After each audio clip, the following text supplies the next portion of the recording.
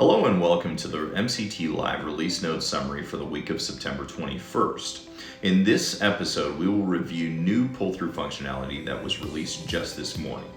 This update allows the MCT Live pull-through model to account for the market experience adjustment caused by the reintroduction of the 50 basis point agency refi adverse market fee as we approach the pipeline lock window for the implementation date of December 1st.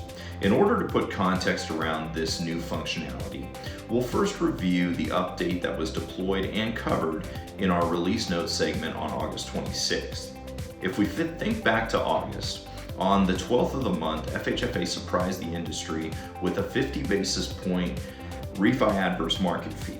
Because there was no lead time between notification and implementation, this announcement caused an immediate price deterioration for all agency refinance loans. However, as we all know, on the 25th of August, FHFA had a change of heart and decided to delay the implementation of the fee for 90 days. While this was a good decision, it caused the agency refis that were locked between August 13th and the 25th to experience an artificial rally of 50 basis points.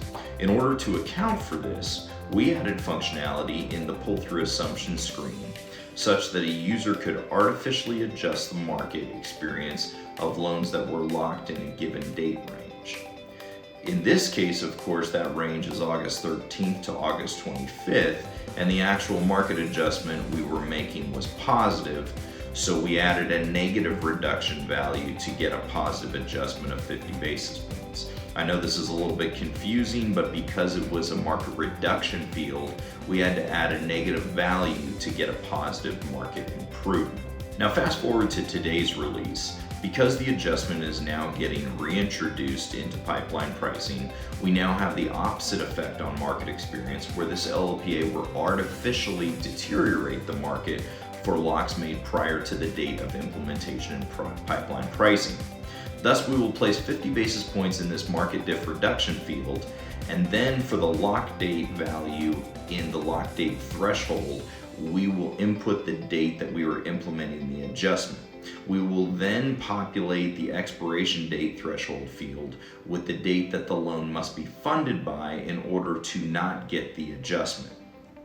Because we have received notification from some large aggregators that 45-day locks will be getting hit as of September 24th, we will use September 24th for our lock date threshold value and November 8th for our expiration date threshold value.